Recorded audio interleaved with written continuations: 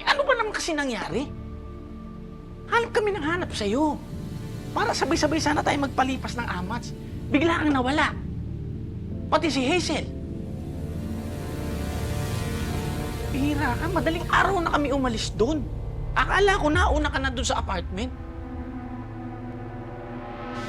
Pre, may nangyari sa inyo ni Hazel, no?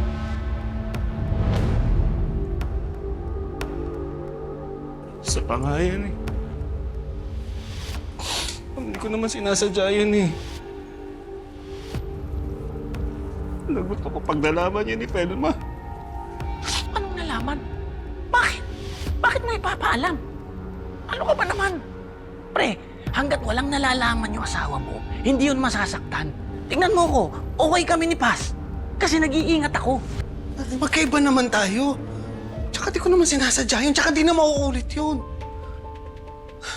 Pwede mo pag-usapan na natin kung saan ako makakakuha ng pera.